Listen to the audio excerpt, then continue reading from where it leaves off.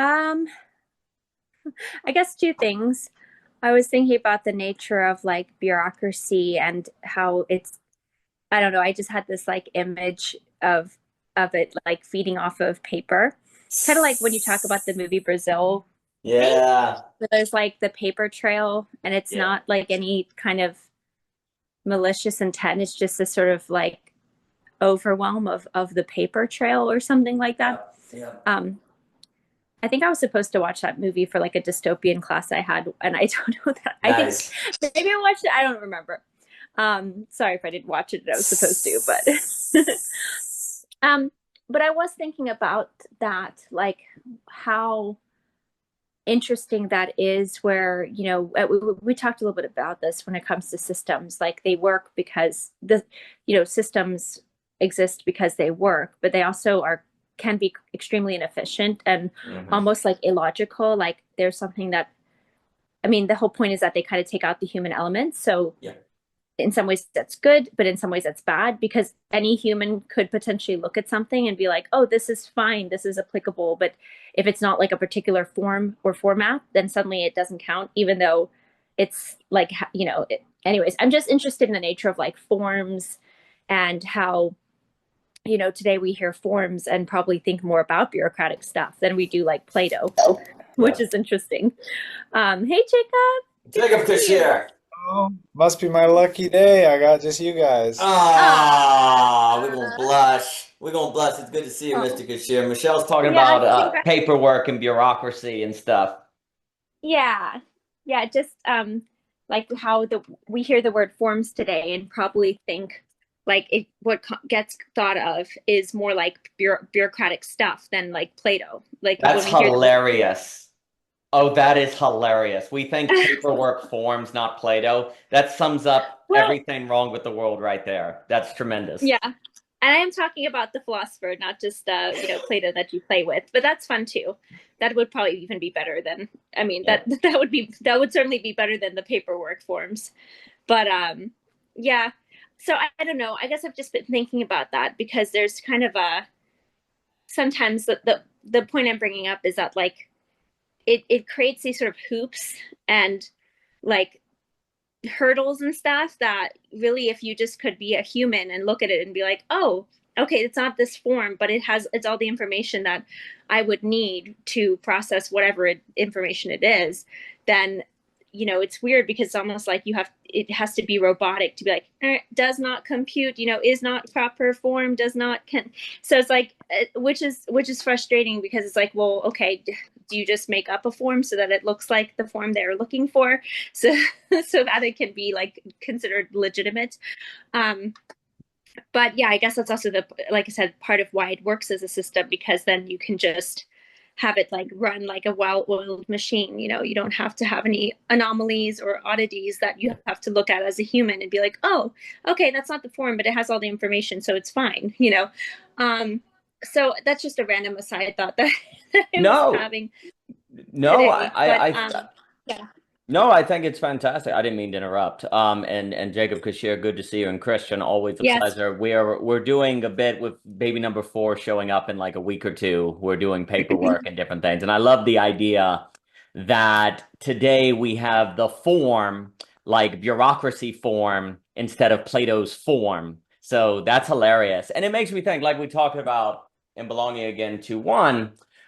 A system is something that works without the human element. It just works. You can set it and forget it. And the glory of a system is precisely that it doesn't require the human element. It just works. You don't have to get everyone to agree. You don't have, it's very, very efficient. But of course, the vice of a system is that it works without human elements, right? That's both the glory and the negative. And if you live in a world today that feels not very human, then it's probably because the system has overreached and replaced the human, kind of in that you could, with Mr. Mikey Downs connecting Marx's Capital with Nick Land and AI, you could look at it that way. But of course, the opposite of a system, we might say, is a community.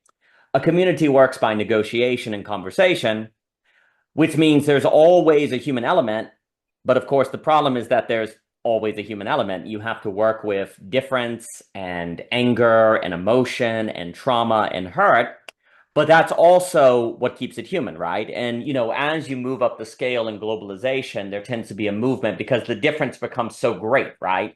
Like if you're all Christian and you're trying to run things communally instead of systemally, well, even if you disagree on infant baptism, there's still enough first premises by which you can negotiate. In Belonging Again 2.1, we say it's like community and negotiation, system and programming. Systems you program and forget, communities you have to quote unquote negotiate, right? And negotiation is hard enough in general, but at least if you share first principles, it's a little more possible. But as you turn toward globalization and pluralism, because people don't even share first principles, there's a natural tendency to say, have the system do the work of difference for you. And yes, congratulate. That song was Breathing Infinity was hot, Jacob. That was hot. I had that on repeat so much. Oh, it was good. But as we move toward globalization, because of the problem of first principles, we tend to have the system do our pluralism for us. And we're simply at the age now where we have to do our pluralism for ourselves, not offload it to a system. But of course, that requires incredible skills. Brings to mind the trio that Christian brought with comedy, skillfulness, wisdom, these sort of things that we need today. And I really enjoyed when we talked about the belly laugh. So we need a lot more belly laughing now. And, the other thing I was thinking, and then I'll pass it to whoever wants to speak. There's a really funny way I've been thinking more and more. Like if we look at something like Goldman Sachs, the healthcare industry, these big, big industries that seem to be eating us all alive, because they are kind of eating us all alive. One of the things that is actually kind of encouraging, you know how you were just saying there, Michelle, there's this way in which the paperwork has a life of its own, kind of like the movie Brazil, right? When you study like Marcise Olsen, when you study some of the behavioral economists, they talk a lot about institutional incentives, where institutions get their own incentives and they kind of have a life of their own. And the Congress is almost independent of the congressional people doing its own thing. And every, like in the book, All the King's Men Behind You, Penn Warren is a good example of this, where you have this idea, it's like, yeah, we all know it's stupid, but what can we do? It's the system. And there's this idea, it's interesting because when you meet with a lot of people who work in big corporations or things, there's a certain weakness, a certain impetus, we can't do much, right? Because the cultural institution, has its power. And the reason I bring all this up, and Dimitri, good to see you, is because although there often, say on the liminal web, we'll say, can be a certain feeling of weakness. What can we do versus Goldman Sachs? What can we do versus these giant nation states? We're not bound by institutional incentives. There's a way in which the institutional incentives actually, although there's a lot of money, there's a lot of power in these great institutions, because they have these institutional logics, they're really stuck in a sort of ostracized kind of pathway by which they do things, right? And if someone were to come along, or different groups that did something differently, those institutions may not be able to stop them, because even if they wanted to, they're actually stuck in their own institutional incentives and have to just keep doing what they're doing, right?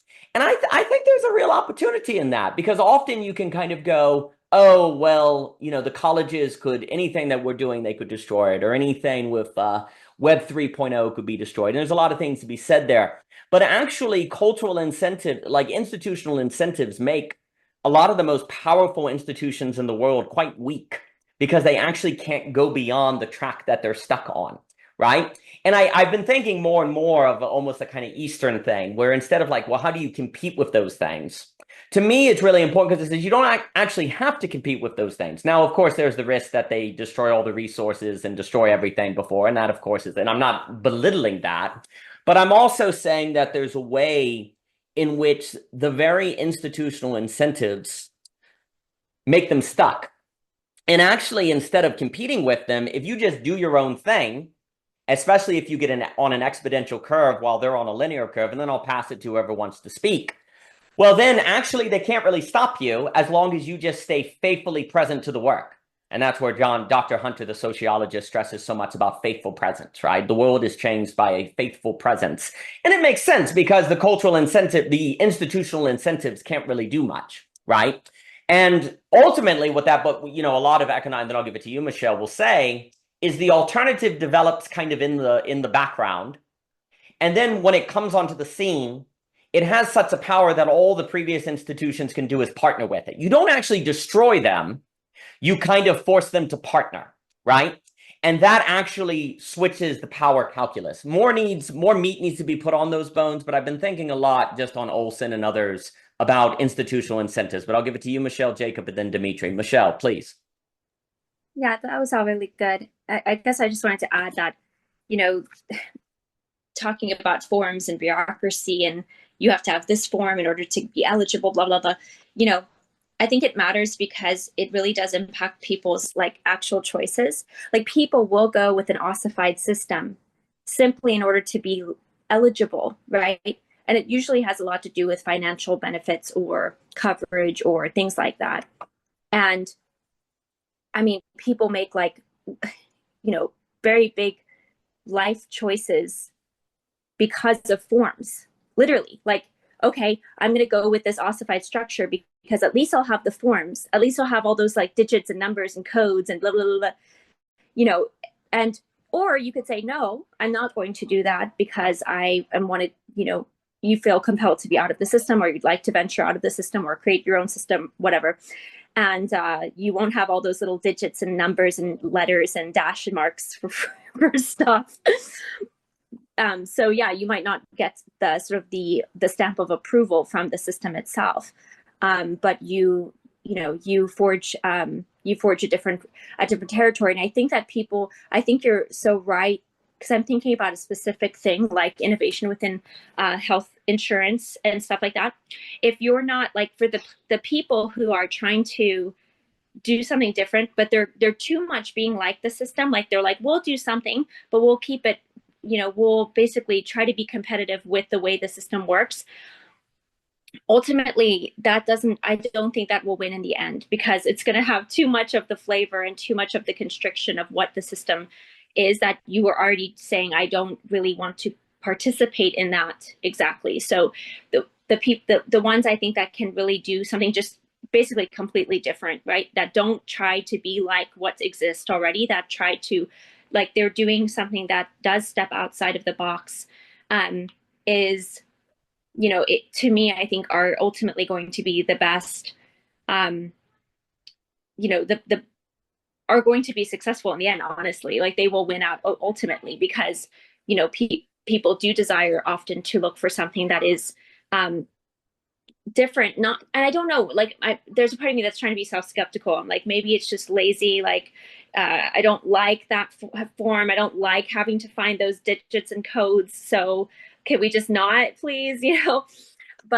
But there's a reality of like, if you've got your paperwork, you've got your payments or your receipts. It's like, I don't understand why that shouldn't be like sufficient enough, just because you don't have some 16-digit code saying what that thing is, And so, anyways, but yes, there's the human laziness that we all have to fight, and the fact that we just don't. It's just a hassle, right? It can just feel like a hassle to do forms or whatever paperwork. But there is this kind of idea of like, but why must it exist if you're providing what needs to be shown and what is the documentation or the historicity of it? And cannot any human being see that this is what you decided to do, and this is what you've paid, and this is what can be accounted for? So anyways, that's the human element, where it's just like literally a human would see that, and yet because it doesn't come with some like the stamp and the code, the 16-digit codes, then it doesn't count somehow, but this is where I do think that the more that like systems that want to, or if you're going to have things that innovate, that you can't necessarily just keep using, again, the form of that system, because if it's too close to it, it's not, and that's what competition often doesn't mean to do, but it does. It's just, it's almost too close, and is it not able to be as sublative, and to just use a Hegelian term, sublative enough to be something completely different and to really gain speed. But people would desire it.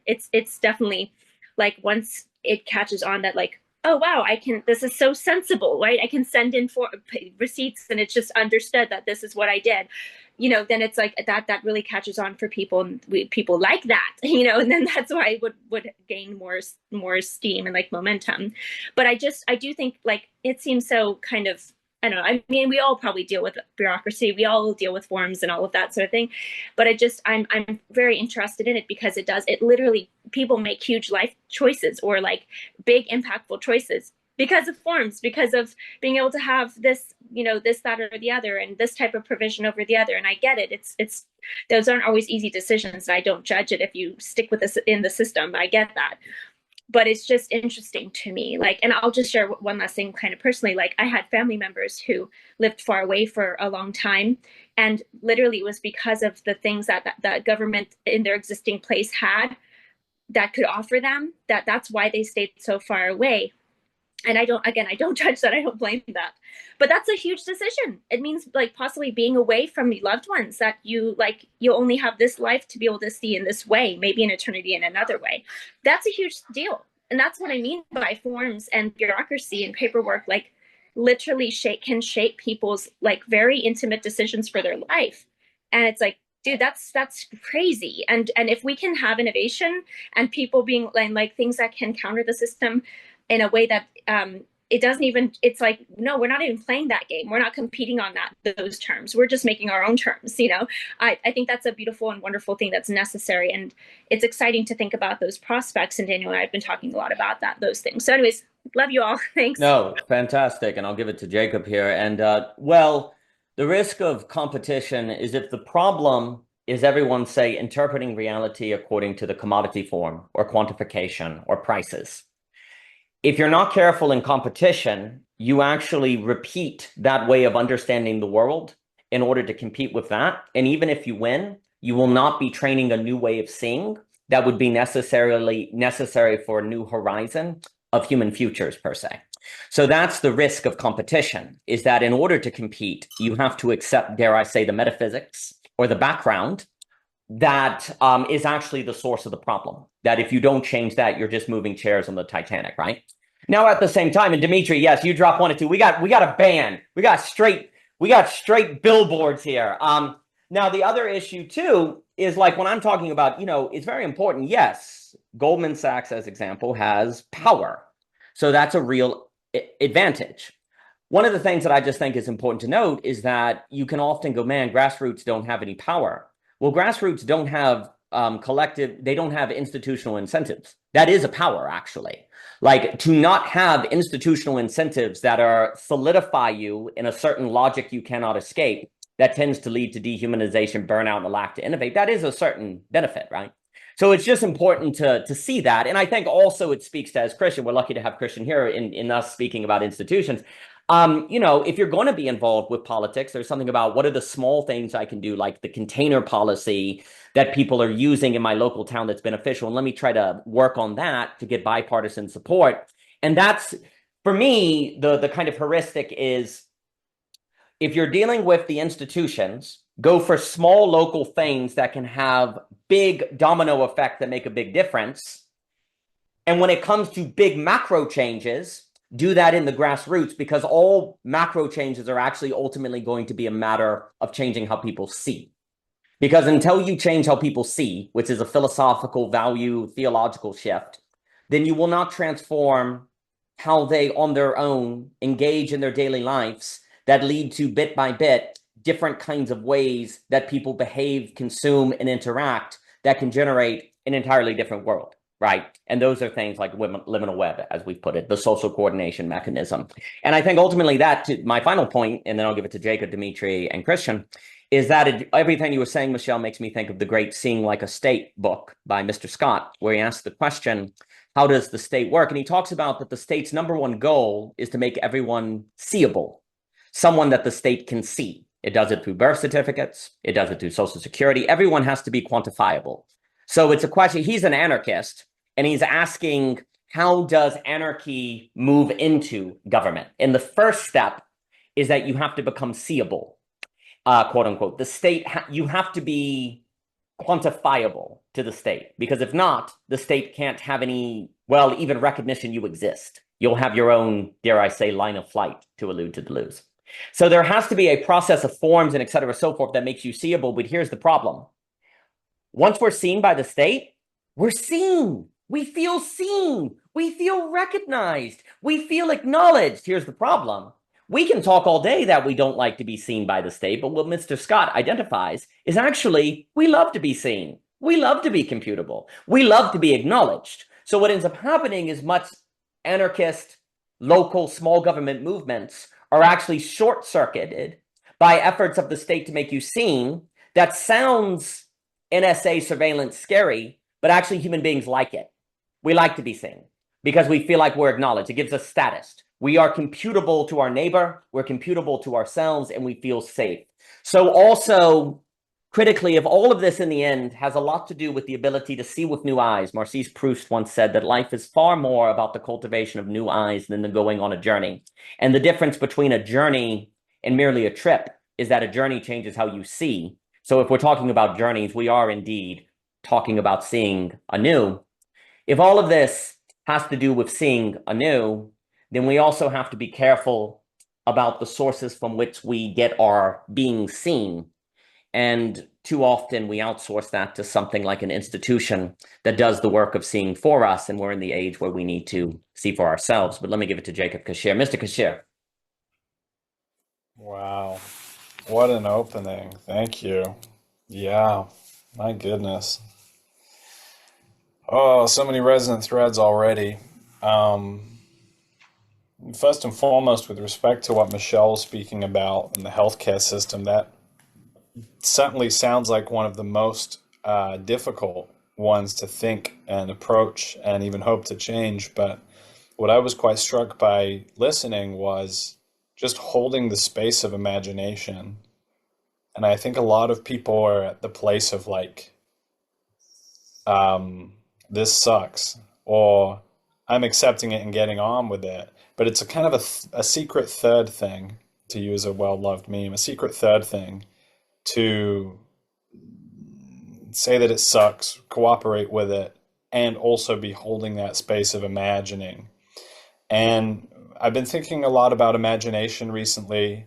I went to a party in London with a bunch of friends who have stayed in the city since we were in school here together and work in finance. And I had this feeling of just like, these people are doing everything right financially, but there's such a poverty of imagination, and it feels kind of like a psychological ghetto, even though like many of them have the resource to even like travel to go like visit South America and whatnot. Like they're able to travel around the world, but they're still locked in. And now I'm thinking also of Martin Luther King and the way that he addressed the black people in America in his speech to the Memphis garbage disposal workers. Is that right? The I Have a Dream speech. And in that speech, he talks about the purchasing power of the black American people. And he is able to kind of like, through his way of seeing, as well as with statistical backing, he's able to show like, oh, we collectively have the purchasing power of, larger than many of these nations around the world. You can probably hear him speaking as I allude to it in your heads if you've heard the speech. And there's something similar that I was sensing when I was going to that party with my friends. And I was just thinking like, man, there's so much resource here. Some of it is financial. There's other kind of resources too, but there's so much resource that is bound up for lack of imagination, and maybe underlying that trauma, lack of space to process and heal, and a lack of that kind of liminal space to show up and be seen in process, which is, ultimately toward being seen, something closer to your truer self. So that feels pretty dang important. Yeah, and then another thing is just I wanted to drop in a couple of personal bombs of like how I've related to forms, literally. First and foremost, I'm not someone who fits well with forms. I don't have the bureaucratic mindset, funnily enough, as a creative person.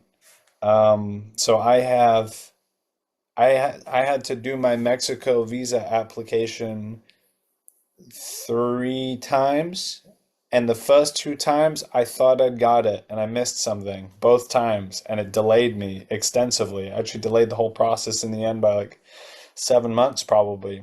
Um, but after the second time, I realized I need to hire somebody who deals with this system. And I did. And it helped a hell of a lot. And they just took care of it. And I organized everything. And I put on my suit and tie. And by George, it worked. And I got that visa.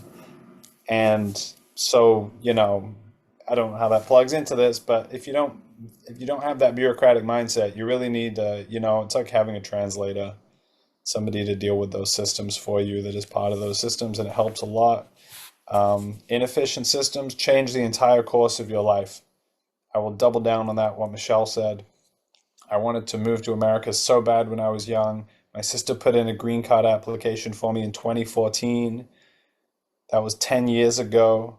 That green card application is not going to be processed until 2029. Okay? So that's a very long time. Very long time. Mexico visa process was much quicker, so I'm going to Mexico. But there you go. Food for thought. Magnificent. And I'll give it to, and also Jacob, please, if you get a chance, talk about your new initiative coming up in 2025. I think that's going to be very, very good for people. And I would just note quickly and pass it to Dimitri. I'm usually whenever as a personal story, usually I get stopped in stuff like customs and have to go through the long conversation because they'll be like, okay, so you run a wedding venue, but you write and you're seeing people about philosophy. No, there's no way this is true. And you have to go and explain, but like, no, here's the website, here you go. And the reason I say that is because in a weird way, there actually is incentive to not be fully human and dynamic because you're suspicious. Like, this is very important. Like, you get called, like the IRS is like, you've got an LLC doing this, what? You stand out, right? And so there actually is, in my opinion, unfortunately, simply because full humanness, dare I say, or trying to be dynamic and do many things, doesn't fit easily on a form. Therefore, the form makers want to check it. And therefore, that's scary because they have power. And so there's an indirect incentive not to do different things or to keep your head down, et cetera, so forth, right? And there actually is no telling. And Clayton, good to see you, sir. And there's actually no telling how many small businesses, how many entrepreneurs never started because they were scared to get an LLC. They were scared to do tax. They were scared to do that paperwork. So not only do you have all of the life decisions that are being made because of the insanity of inefficient systems, there's also an untold, unknown amount of opportunities because you never see the counterfactual world where people did these things. There's an untold amount of wealth and creativity that never got off the ground because people were frightened by the paperwork, by the numbers, knowing that they would stand out, knowing that what they did was weird, and therefore would get attention, right? Mr. Luber, good to see you, Sue. I just finished the Desmond talk with Viveki and Guy. That was quite good. I really enjoyed that. So there's no telling how much, because of our tyranny of quantification and being computable, there's no telling how much of the solo residual, the unknown amount of wealth creation that cannot be accounted for simply by fluctuations in productivity and wealth. There's no telling what kind of enriched world we might be in, even as of 2025, if we simply did not have to be so seen by the state, of which leads to all sorts of inefficiencies. There's more to say, but I will pass it to Mr. Dimitri. Dimitri, it's good to see you. Do be sure to mention your initiative that you're starting with the reading group, and your track was incredibly hot, and it's good to have you, Dimitri. Yeah, thank you. It's a good conversation. Yeah, one note on the inefficient systems is that whenever I deal with these systems, it's always them claiming that I am inefficient because I'm not in the system, right? So for them, it's the opposite. For them, no, you are the anomaly. You're the inefficient smudge that we are trying to wipe clean, right? Like that proverbial speck of dirt that just doesn't leave this one plate. And why doesn't it leave this fucking plate? And you keep like trying to scratch it off. Yeah, this is what we are to those systems, right? The and then, but yeah, Jacob, then you get the middleman, right? But maybe in the future there will also be a middleman for you to mediate between the middleman for you to get a visa, right? That's how these systems work. How this system works, right? David Graeber, of course, did lots of great work on this. That lots of like tax lawyers actually just exist to fight each other. Because you get tax lawyers of all the big companies, but then you also get tax lawyers of the state, right? So what could be like they are each other's worst enemy and best friend at the same time because they couldn't exist without each other. So it's yeah, but like the obscene thing is like people live those lives, right? And they believe in these systems and this system is kind of a god for them. Um, and like today, this is so dangerous too. Like people sometimes laugh at this notion that Hegel saw the state as God, but I think we should really take it seriously because people do treat the state like God, whether you like that or not. It's not that we would like the state to be God. It's something that happens when you deal with these types of bureaucratic pyramids, right? The state is an androgynous monster, indeed. An androgynous mystical transcendence. Yeah, I and so on this state being God, I also ChatGPT is being seen as God by a lot of people. I was watching the podcast with a guy and he said, "Yeah, I was asking ChatGPT a few questions, but then it didn't. It turned out it didn't know the answer. So how could I know the answer?" Which is basically saying that whatever I don't know, I ask the AI, and if the AI doesn't know, well, basically nobody knows.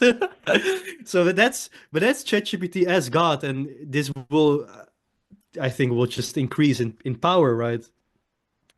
Yeah, I really appreciated also what you said, Daniel, about the institutions and the like the sense of linearity and the sense of linear progression, right? Like each rule that we add in the protocols going to be better for like there's always this sense of we're getting better and better and better. Um, but I want to read something to you guys. It's very short. It's from the latest translation of the Traumdeutung, so interpretation of dreams by Freud. I'm not actually going to read Freud, but this introduction, damn, sometimes you read a book and the introduction is already so good that you read it twice and stuff like this. Sometimes not, lots of times they are not so great. But this introduction, I don't even know who wrote this. Anyhow, talking about Freud as a person, right? No modern science could hope to speak principally in the open language of a book and be taken seriously by insiders who counted. No science could be established without the intense competitiveness and skeptical scrutiny associated with the policing functions of closed hegemonic institutions and the intense pressure towards anonymous, depersonalized, inert prose, a characteristic singularly lacking throughout Freud's work. And of course, it's this very characteristic of Freud, the, the inimitable voice, particularly clear in the analysis of his own dreams, which reminds us that this new science is a science of the singular individual and bears the mark of one very specific individual, namely its founder. So this is psychoanalysis, right? It's psychoanalysis was never on the payroll of an institution. At least, like Freud was never on the payroll of any institution. And so there's two facets of this. On the one side, psychoanalysis takes the singular individual extremely seriously. You're never supposed to use the word neurosis and hysteric to taper over someone's singular individuality, right? But doing that, taking the individual so seriously on the terms of their own speech, means that you can't basically be depersonalized anymore because you are also subjectively involved with it. And psychoanalysis, whether when you want to call it a science or not, is irrelevant to me in this case. But psychoanalysis will never be able to rid itself of its origin in this singular individual called Freud. Now, of course, in Lacan, this was very clear because Lacan was all about his return to Freud and return to Freud, his fidelity to Freud and yada yada. Not a fidelity as in copying Freud. That's not what Lacan is about, but there is something about this that's so yeah, I think this sense of this highly personalized science of psychoanalysis is basically a feature of philosophy that has laid dormant for a longer amount of time. And I think you can see this, for example, with Descartes. As the founder of modern philosophy, he kind of grounded a new iteration of what it meant to be a thinker or a philosopher. And then everyone kind of was attacking him, and whatever kind of philosophy you were doing, you were supposed to like have a certain type of reaction to Descartes, whether it was negative or positive, that was then secondary. What's primary is the fact that you're already responding to this figure, right? So I think there's this weird thing in the state that, yes, it tries to see everyone, or everyone gets their number, right? But on the other hand, it like psychoanalysis could never be state sanctioned on a mass scale. So there's something that seems to be impossible about like Freud's gesture to create a science. And then, there's different reactions to this. On the right wing, you get this idea of let's just have some type of aristocracy. People also call it like the bro oligarchy, right? Like let's just get together with the most smart tech bros and then just like enjoy our stuff. Yeah, don't lose your temper, Daniel. um, but then yeah, I'm more sympathetic to something egalitarian, some type of egalitarian notion. And there's some people who actually think the fact that everyone can read and write is a huge mistake, because a lot of shit that's being written is horrendous and worth no one's time, especially, dare I say, the specialized stuff in academia that's just made for this competition of the other insiders, right? So yeah, I really love that. Freud, this book, The Interpretation of Dreams, is really great that Freud wrote this and wrote this for everyone and no one, similar to Nietzsche.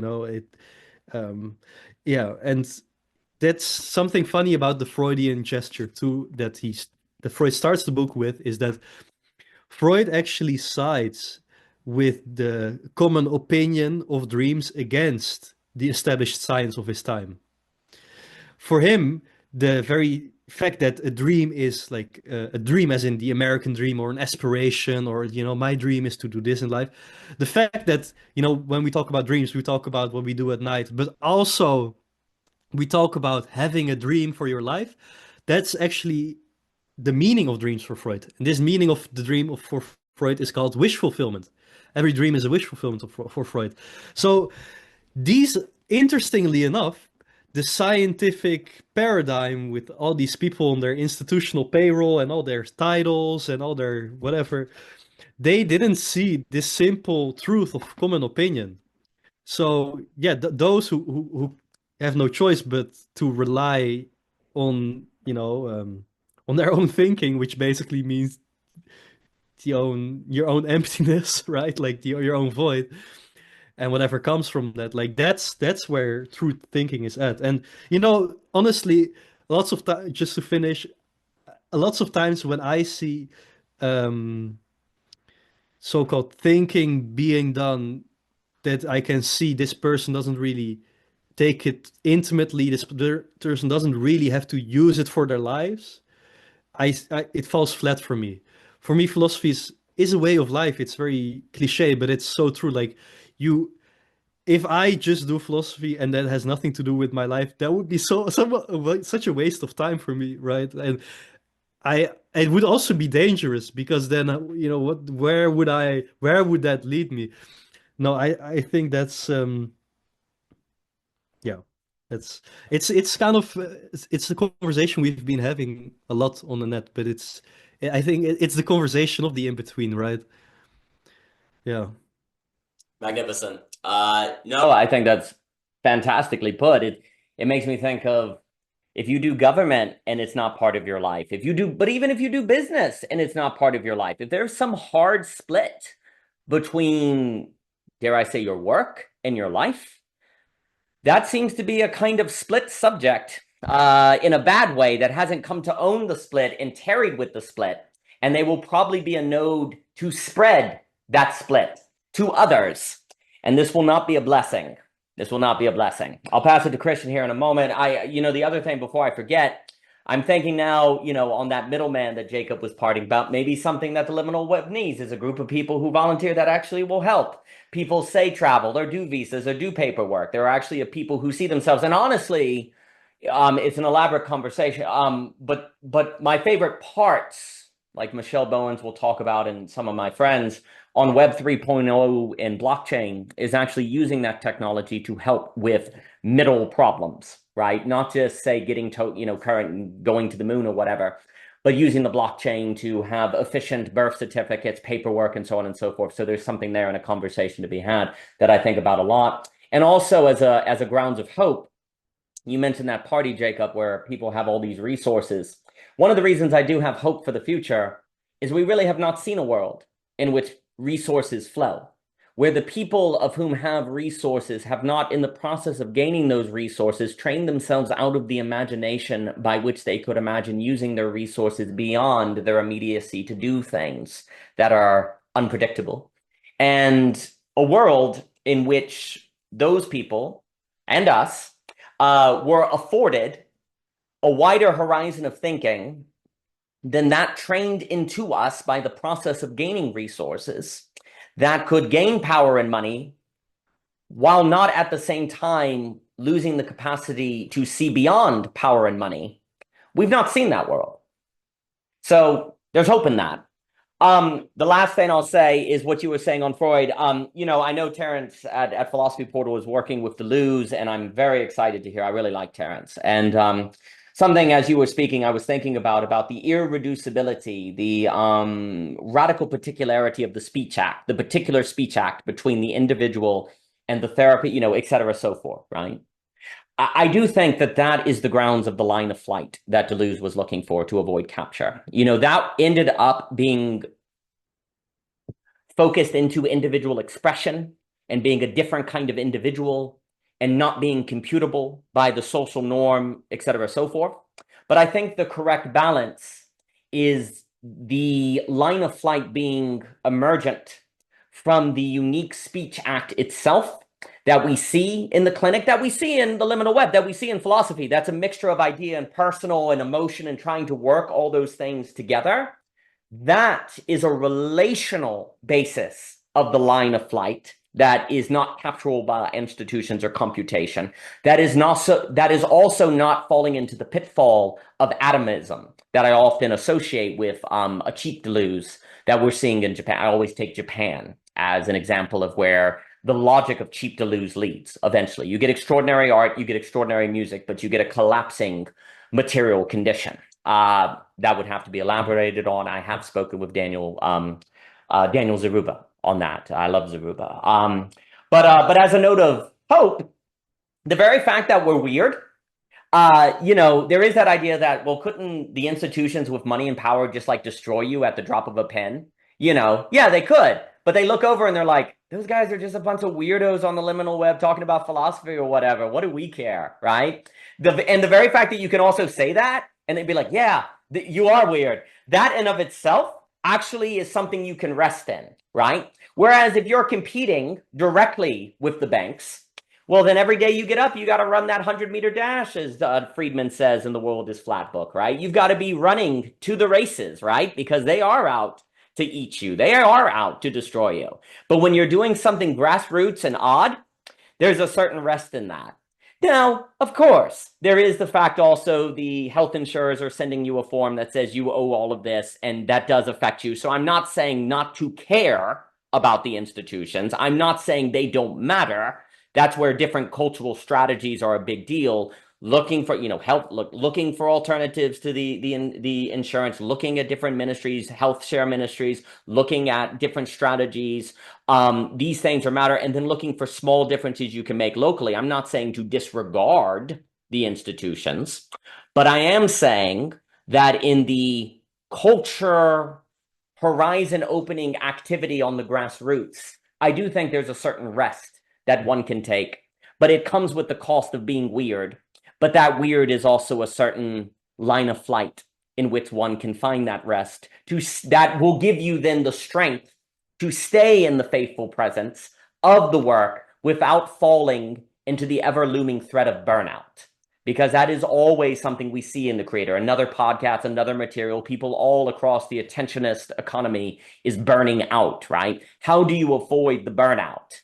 Well, then you have to rest in the process of the unfolding of the thought in the community that is in these spaces, and to believe in it as creating value in its very own light of flight. That its very difficulty to understand is a testament to its truth.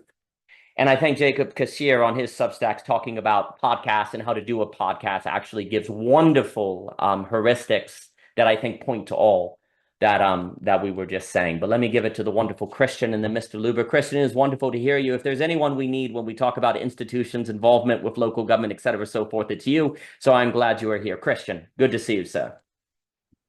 Yep, just here to be the local expert on being local. I'm going to set up a local consulting agency about how to be more local. It's going to be a work trade consulting agency where you give me eggs and zucchinis from your garden, maybe some raw goat's milk, and I will let you know if you're being local enough. And I'll give you strategies. I'll start organizing localism workshops and create a kind of hierarchy of status for how local you are, and get your localism bona fide so that you can also be a localism consultant. And then I'll start a global network and publish very short pocket books on how to get local in 30 days or less. And it'll be a global local phenomenon. We're going to turn the whole world local. It's going to be great. And then we're going to have to make Mars local, how to be local on Mars. And yeah, it'll be good. I'll be pretty, I know I won't be rich. I'm going to keep it. I won't pay myself, but I'm going to have a lot of zucchini and chicken eggs in my cupboard. Boy, I'm going to have so much fresh local produce, barrels full of goat milk. It's going to be pretty good. I'm voting you for president. It's done. Thank you, Christian. I made a deal with myself that because so many ideas were popping into my head as people were talking and I couldn't keep up with them. And I'm like, I could pull out the old notepad and start trying to track all this. And I'm like, I don't feel like it. So whatever the very I'm just gonna riff off the very last words that come out of Daniel's mouth and see where I can go, because that sounded more fun today. Anti-formulaic, perhaps, or I don't know, something like that. Do I want to pick up any of those beautiful other threads and try to weave something? Nah, I'm good. I'll just leave it there. I love you, Christian. Make the globe local. Make the world local. That's like the phrase. That's what we're going to do. We're going to make the world local. That's freaking great. I love the idea of a consulting job to help you be more local. That's exactly what we need. And that's what we need. Consultation to help you be more local. I love that. I'll give it to Mr. Luber here. And Jason, it is good to see you. But it's actually really funny. It is actually harder to know what's going on locally than it is nationally. Like, it often feels like it's easier to know what Congress is doing than what your own local government is doing. And it reminds me, Well, look, I always come back to that line, and Jason, good to see you, sir. In Father Zosima, Brothers Karamazov, where the guy comes and he says, Father Zosima, I have a sin to confess. I came to love humanity and lost the ability to love an individual. And Mr. Dostoevsky believes that this is the sin of the modern world, starting when he's writing in the late 1880s or whatever. And I think that's true. I think it is easier to love humanity than individuals. I think it is easier to keep up with the national government than to keep up with your neighbor. I think it is easier to argue over national policies than it is to look at local differences that could have a ripple effect that everyone's lives could be better. And it's just something about the human brain that likes to be attracted to the big and the big in that in which you are not involved than the little in which you are involved. There's something about the brain that likes to be attracted away from where it can make a difference and where it can love an actuality versus an abstraction. So that consulting work is needed, Christian, but I will give it to Mr. Luber. Mr. Luber, it is good to see you. I've had the great fortune of seeing you 2 days in a row. I am so blessed. Good to see you, sir. Likewise, it's always a good week when I see Daniel multiple times in the week. Just to kind of mesh together the Desmond video with what I'm hearing about local. When I hear local everything, to me, Daniel, it reminds me of our conversation about story democracy. Basically, and then this is where like William Desmond's work, I think, like comes into play because he has this philosophy that's basically contingent off of this concept called the between, and the between, at least to my estimation, is just essentially storytelling, where it's essentially the threshold where philosophy meets theology, because in a certain sense, where you stand in theology shapes your philosophy, and they kind of go hand in hand. But he really focuses on how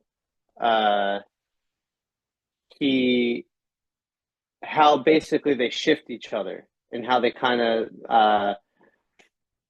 bounce off each other in a certain sense, and then how it bounces off each other is a thinking in itself, which isn't quite philosophy and it isn't quite theology, and to me it's just storytelling. So with that being said, I think I just wanted to say that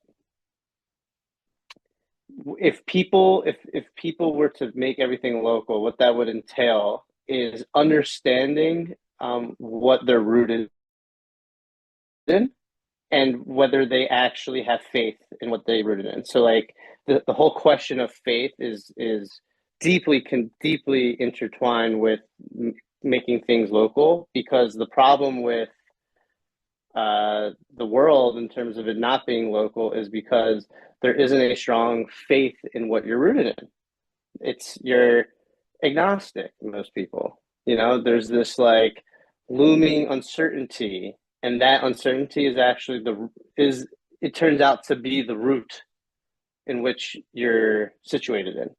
And to not actually have a transparent grasp of exactly where you're situated in is just going to cause a de-belonging, if you will. And the funny thing is like I'm not a Christian, but I feel like I could be in the same community as the gardeners. Like, how's that? Like, there's something that's not, that is religious, obviously, but there's also like, oh, maybe like there's like a different sense of rootedness that we don't necessarily call religion, where there, like in this case, there might be like an intellectual understanding where coexistence can occur, and that intellectual understanding has an awareness of its potential roots, and like from there, like there could be a conversation to be had where it's like, what exactly is the root? But at least we know the guardrails, so to speak, of how that conversation would go down. And that's like the main gripe that I have is how to develop the guardrails, so to speak, in order to really have these type of communities. I just think we're just fortunate where it's like philosophy. If you really take philosophy serious, typically you'll just find a community of like if you're in school studying philosophy, like, or if you're just very philosophical yourself, you'll just find yourself having philosophical conversations, and people will just kind of be drawn in because like you are in that sense like a living story, a good story. You yourself, it's like, oh, I'm interested in the development of these guardrails, so I myself can have my own orientation on how to, you know, talk about something with substance, so to speak. So I think, I think basically it comes down to care. You know, you really care about something, people feel it, they're drawn into it. The way you care about it rubs off on them. And I think when you get to that point, the religious question, the theological question just naturally emerges. And how it naturally emerges, it develops these natural guardrails. To me, like how I understand it, these guardrails would be like the theme. And basically everybody can kind of come in with their own perspectile way of knowing about things with this cognitive general guardrail that kind of they can find their perspective being situated in. So yeah, I kind of just thinking out loud. So forgive me if it's a little bit all over the place. I do like this notion of localizing everything. I do feel that with the net, and I myself work in LA with. I have like a little group where it's the same thing. It's like, oh, we are able to communicate about storytelling in the same way, and in that sense, it develops this like local community type of thing. So yeah, I'll pass it off. I just wanted to share that. No, magnificent. And you know, and then I'll give it to Christian here. You know, there's something I also think about how today, because of this Zoom, YouTube technology, there's a way in which our locality can be extended around the world without diluting our local roots, right? Because this allows me to have a 2-hour conversation with people all around the world. I don't have to get on a plane and go to each one of you individually. I don't have to have the financial job that requires such. And I can then drive to Rustburg and get eggs, right? So there is something interesting about this technology about actually, yes, it would be great. That actually also, because there's always the problem of the local leading to the enclosed, which can actually lead to things like the banality of evil and Hannah Arendt, or if you're interested in philosophy, not being able to find people who are also interested in it. You now have a technology that can help deal with inefficient social coordination while not necessarily sacrificing local involvement. It could, but it's not necessary. And that's a very interesting development that may open up ways for us to see differently. I would also note what you were saying about the in-between with Desmond. It's very interesting because when you think about the national, if I were to use A-B language, it's almost like when you think about the national, it's A and B are split. You're thinking about you and the national. As you come to a particularity, A, B are together with a slash between them, right? And you see for Hegel, the essence is in the particular and in the concrete. And it is only once you've encountered the concrete that you can actually have the concept. You can actually think. You know, thinking until it comes to the essence in that concrete is not even able to think. Because another way to put this, it is only the particular and the face that can surprise you. Weirdly, ideas cannot surprise you. They can change, but they can't surprise you, like truly surprise you. You can have a eureka, but that's not really a surprise. A surprise always brings a certain shock, a certain, well, honestly, the best surprises have a certain subjective destitution.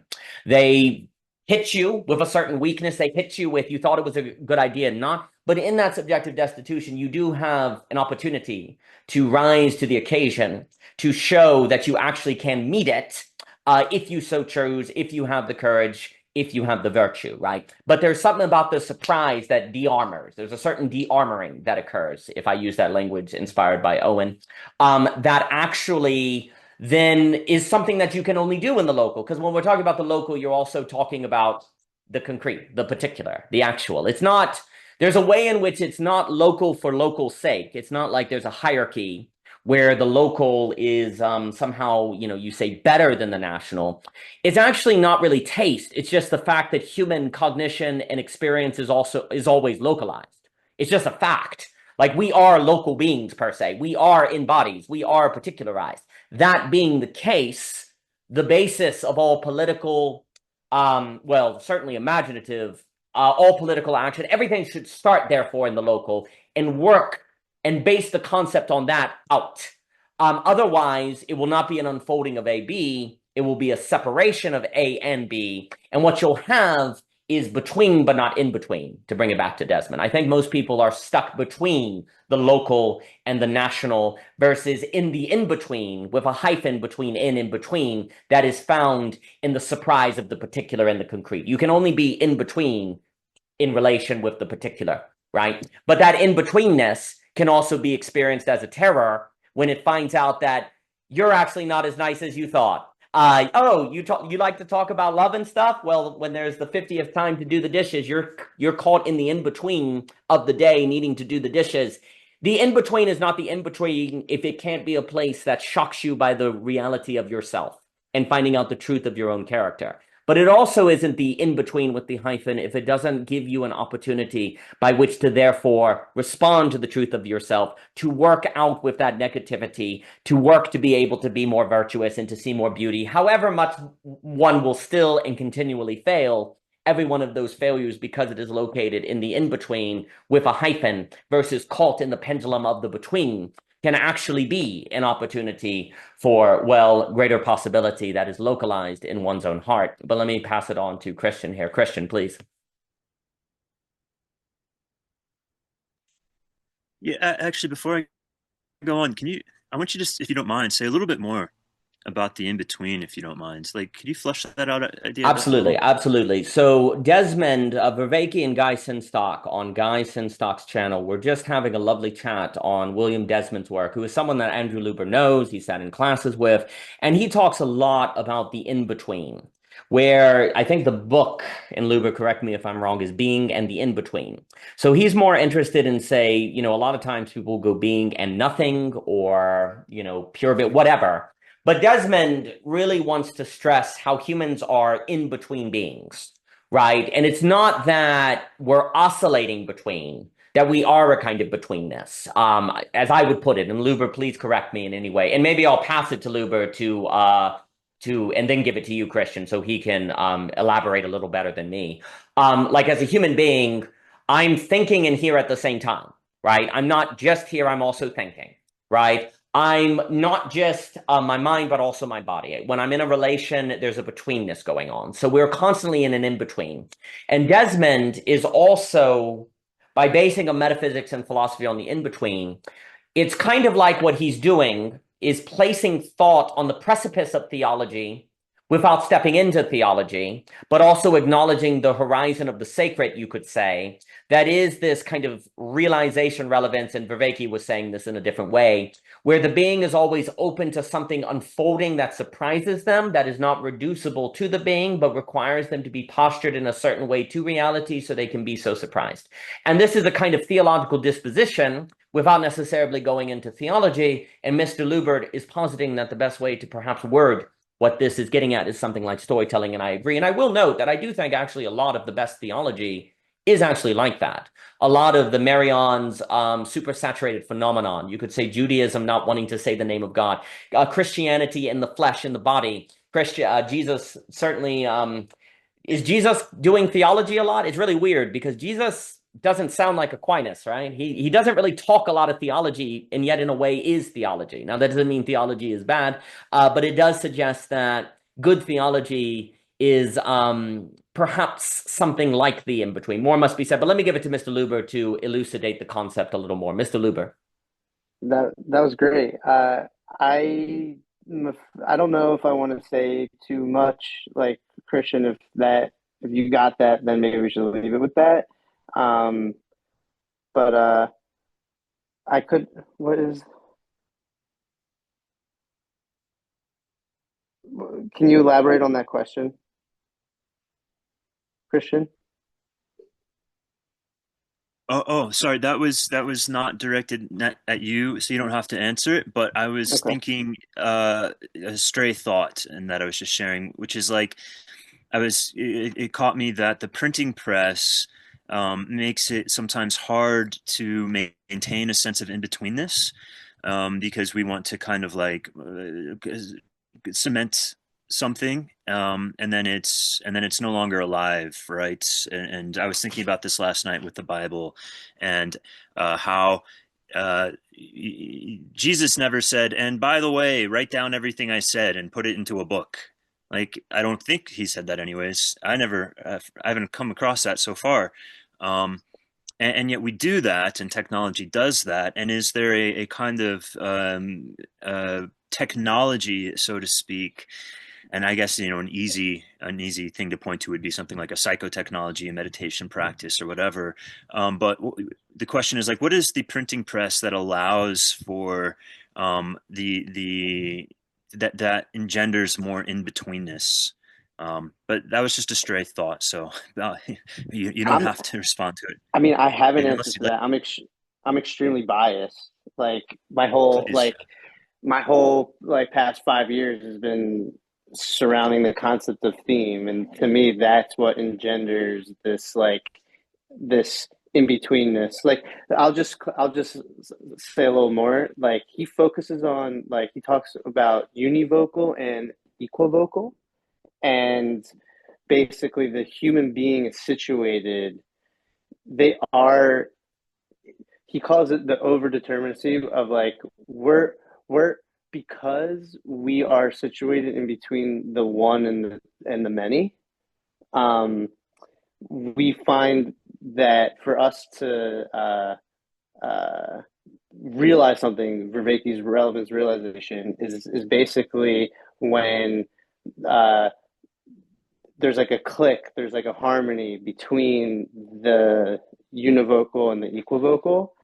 And for me, what engenders that is whether how the many match up with the one is based on whether it's a thematic mesh.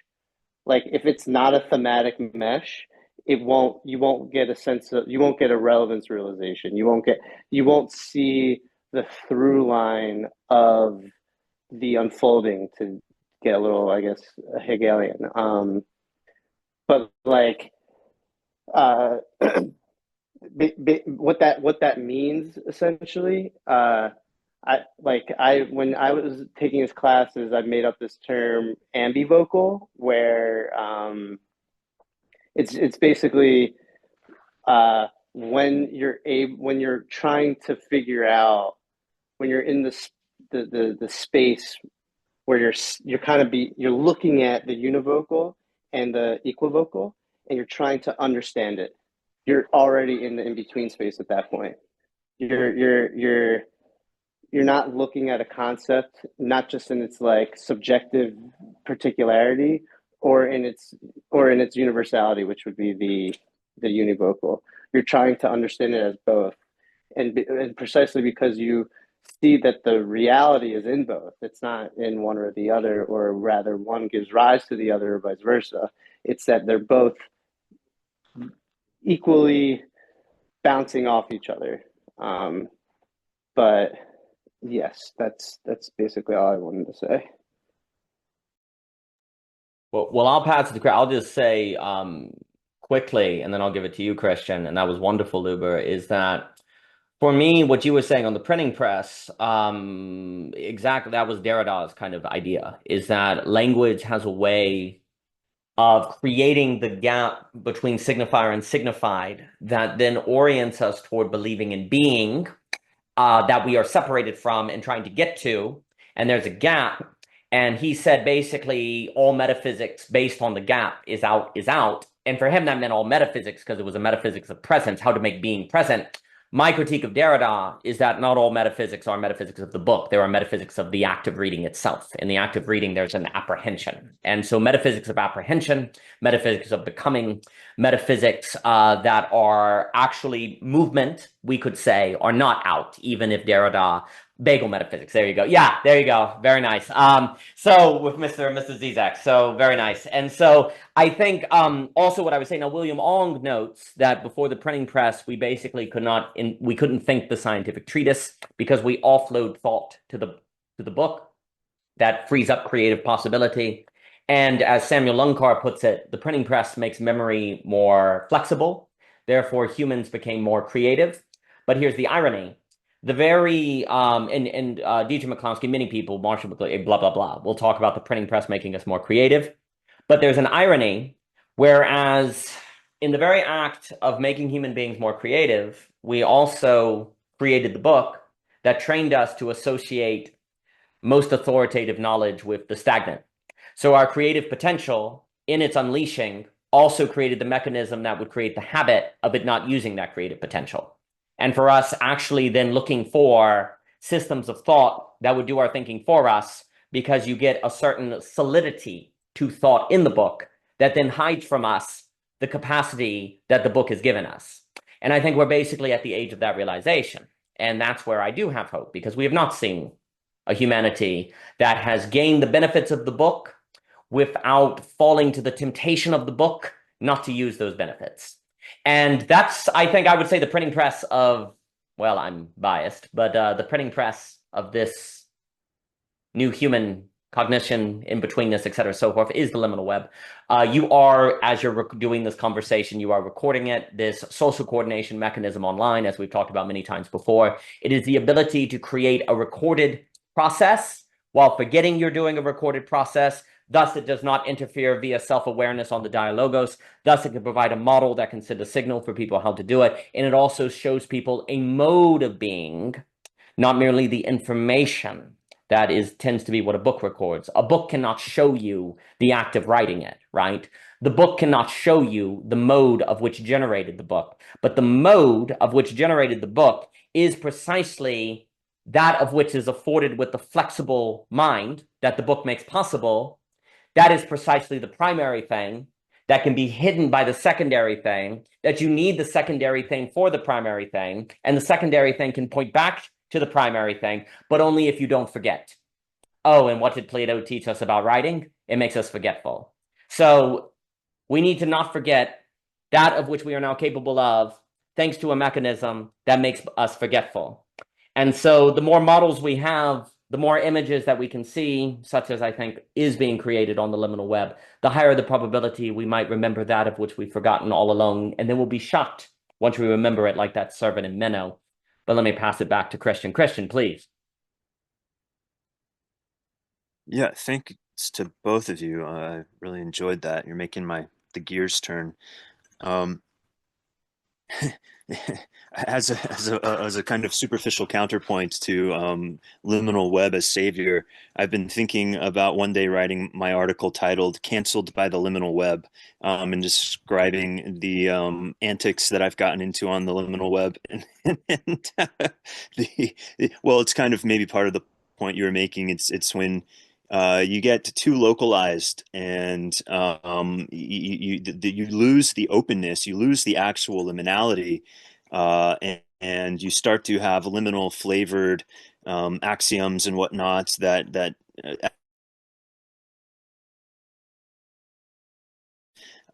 kind of defeat the core idea. And there's this, yeah, it's something because I don't know that people have developed the intellectual skills to be able to deftly navigate the power of signaling games, and especially once you're literate in the idea of signaling games, it can add a layer of signaling, right? I'm signaling about signaling games, so that makes you think that I would not participate in those signaling games, or you're immune to being a victim of those signaling games. And how do we sort that out? And and the over reliance on words there, I think, is something that has to be overcome. But what can be done there? And it's something I've thought a lot about, and I think if I can attempt to boil it down to a concept, a word, it would be reflection. We have to cultivate reflection. I sometimes think of it as the brake pedal that helps along with the gas pedal. If you're all gas, no brakes, that can be quite fun and you can feel like you're really moving. But you need regulation, you need self-regulation, you need distance, you need to be able to um, know what's going on in your nervous system, in your emotions, and how you relate to words and ideas and concepts, so that you can give yourself the opportunity to make sure that you're not bullshitting yourself, essentially, that you're not lost in a game of signals. Uh, Anyways, it's just kind of always a lingering concern for me is like kind of the colonization of liminality as a conceptual space that we explore intellectually. Oh, yes. On behalf of the host, it's good to see you, Michael. Um, uh, uh, so there's the idea of like forms and decorum, and someone was bringing up earlier how like there's a form to this conversation, which it's like there's a regulating, it's somewhat organic form and natural form that helps to create a space within which to play. And I kind of brought up the idea earlier that like the net can quite literally be like this net of conversational threads, and there's quite many threads going on, and it's a fun game to kind of find threads to link up with or find out where they intersect and build on each other and create a fabric, which results in this beautiful tapestry that I enjoy. But one of my favorite kind of conversational games to play is something I used to do on Clubhouse, inspired by Ria Beck's collective presencing, which I called ambient information. And it's basically like a collective presencing. It's like a little bit more effectively neutral. Kind of because collective presencing tends to have a slightly therapeutic, vulnerable side to it, which not everyone's game for. And what I would do was like kind of get around that and just say, here's the rule of the game. You can say whatever the hell you want, but you cannot respond directly to what anyone else has just said.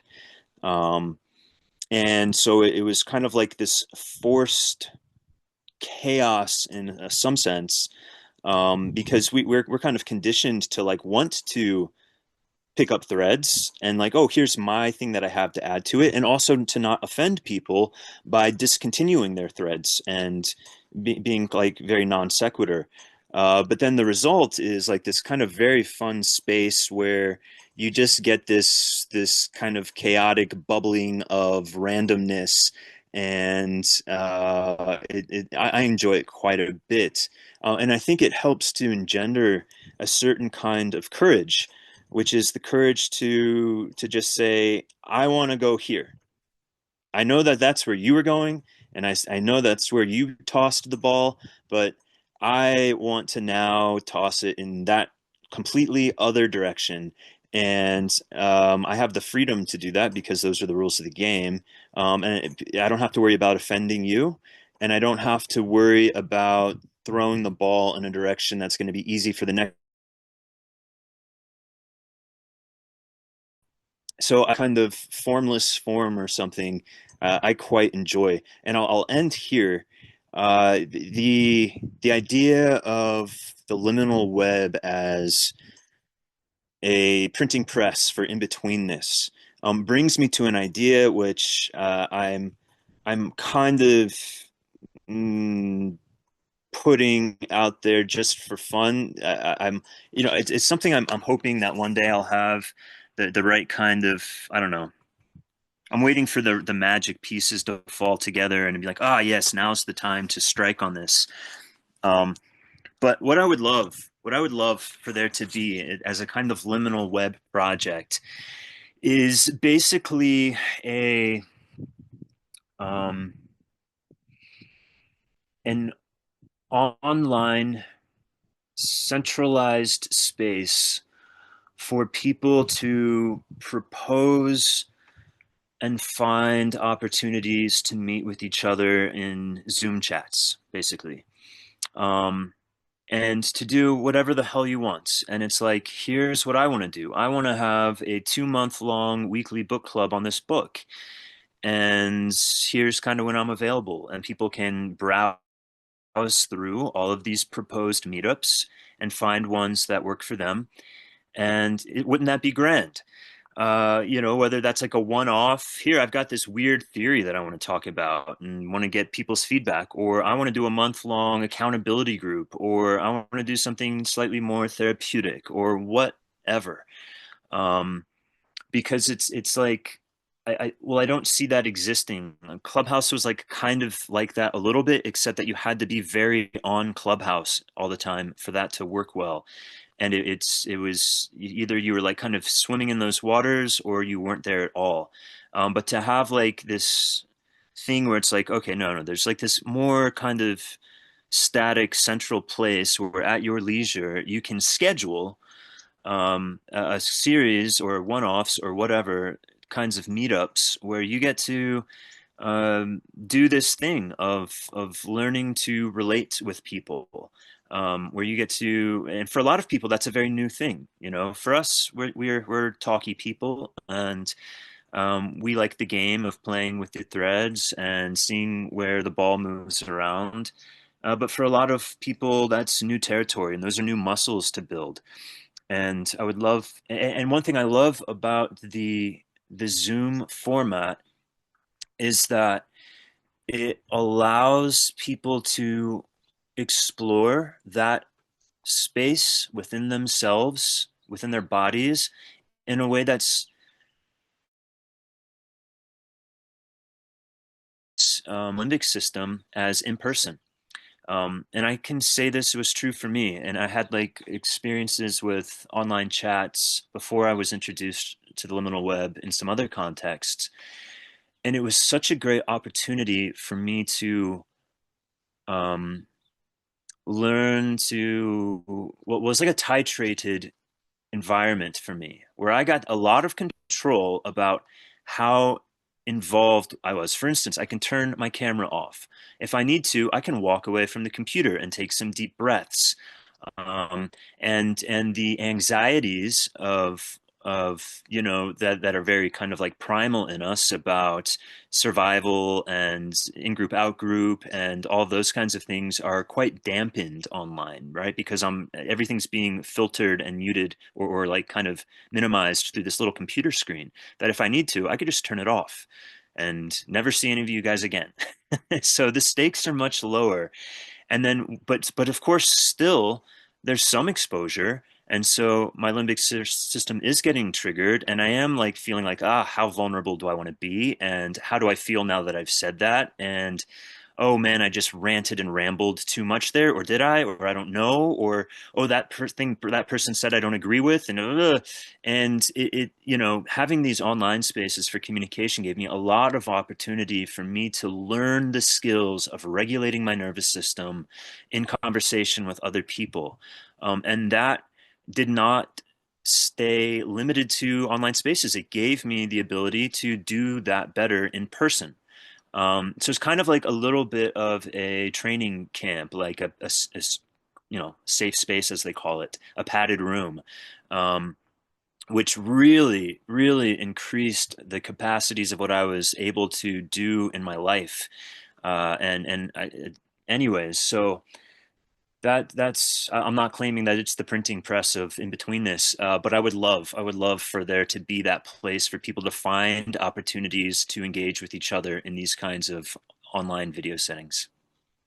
Divine. That was absolutely magnificent. And I agree. I strongly agree that the liminal web, Zoom, Zoom tradition, I do think, there's the oral tradition, the written tradition. In a sense, this is the Zoom tradition. I've spoken with Jacob, Kishere, and Tim about that. I do think it provides training. I do also think a lot of the benefits that people are looking for, say in therapy, say training with a counselor, are actually afforded in Zoom conversations. I'm not saying all of it. I'm not saying there aren't unique benefits to that space, because you can drill down in particular traumas, et cetera, so forth. But conversational skill. I think it would be struggle to overstate how important conversational skill is.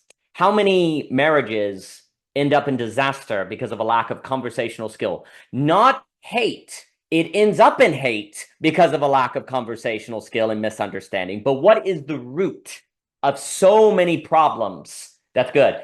So many problems that people have in their life. Well, Chekhov put it very well. He said, the problem with people of whom love one another is that they're constantly misunderstanding one another. And basically all of Chekhov's plays are based upon that premise. One can go through Chekhov and see over and over again a recapitulation of the reality that the more people love one another, the more likely they actually are to misunderstand one another. Oddly, you don't tend to misunderstand strangers. That's something Chekhov claimed and he kind of laughed about. We don't really misunderstand strangers because we just move on. We don't really deeply tarry with what they said. If we don't understand what the stranger said, we just move on to the next thing. We had a conversation with them. In fact, with strangers, you tend to understand their intent. Their intent is they're trying to speak to me. Okay, great. Yeah. And you move on. It's with loved ones that the meaning cares more to you, right? With strangers, you're not really listening for the meaning so much. It doesn't really bother you if you don't understand everything they're saying. There are not stakes, right? But with loved ones, you move to a relationship of communication where you're more so trying to get the meaning. And often, unfortunately, we find there isn't meaning, or there's a hidden narcissism, or the meaning is that we have no idea what we're doing, right? And so we find ourselves in conversation constantly misunderstanding one another because we've never been trained on how to communicate meaning, and we've never even determined our own meaning or the own meaning of our own lives that we have from our own childhood traumas, that is narcissism or something like that. And so we find ourselves like two serpents locked. What did Chesterton say? Marriage is a duel to the death that no one of honor will turn down. And indeed, much of great literature is simply approaching from different angles. The great irony that the more we love people, the more we find ourselves misunderstanding them. But because we misunderstand them, that's why they can be an infinite source of mystery and beauty. Because if we could entirely understand them, then the book would be closed. Misunderstanding, as difficult as it might be, is precisely the prerequisite necessary for the in-betweenness by which we can approach a horizon that is not reducible to human instrumentation. So there are silver linings to these difficulties. I would also note, and then I'll pass it to Michael, Jacob, and Dimitri, I think we are in the age, I love that idea of setting the rules of the conversation by which one does not follow through. I think we're in the age of dialogue technology.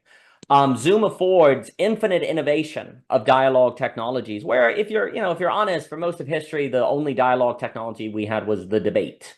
You had conversation and debate, and that was about it, right? I'm not saying that was literally it, but generally it was very limited. Well, now that we have this technology, one could imagine setting up many rules. And also the critical thing with that example, if you go into a conversation and just introduce that without everyone knowing those are the rules, they'll probably be upset. But if you have like 5 rooms, and here is Jonathan Rouse, Rowson has some dialogue structures, right? He has the anti-debate, I think he calls it, right? So room A is an anti-debate. Room B is what Christian described. And here are the rules. Select your room, right? Then people would know what they were getting on and thus have permission to engage in that way of conversation without causing offense or misunderstanding, right? I honestly do think we are now in the Zoom age, the oral tradition, the written tradition, the Zoom tradition. You certainly have. Who knows how many possible dialogue experimentation that set different rules for engagements that may unlock different ways of engagement that could afford who knows what. And look, it also should just be noted, I'm always struck when you look at society, because there's always this idea of, oh, come on, do we really want to put that much stake in conversation? Because there's also this idea, can philosophy really make that big of a difference? Well, when you note that philosophy changes how you talk with people, so philosophy is a kind of quality of conversation. It's not just like meditating upon truth. It is that. But you could argue all conversation is getting at a truth. When people ask you what you did today, they want the facts of what you did today, right? Small talk is actually an attempt at a truth, right? So you could argue all conversation is at least circling some sort of truth. How are you feeling? Are you angry at me? What did you do today? Everyone is constantly trying to get at reality, even if they don't know they're doing that, right? And philosophy is simply a form of that. Well, the question is the following. Okay, so philosophy can make a big difference, blah, blah, blah. You know, conversation is primarily what it is. Does conversation really matter? How much of society is nothing more than the creation of spaces for people to talk? Is not every restaurant that? Is not the cell phone that? Is not school that? 90% of society is about creating spaces for conversation. Yeah, you have movie theaters, but guess what? Those are 2 hours. And then afterwards, you go to a restaurant or something, right?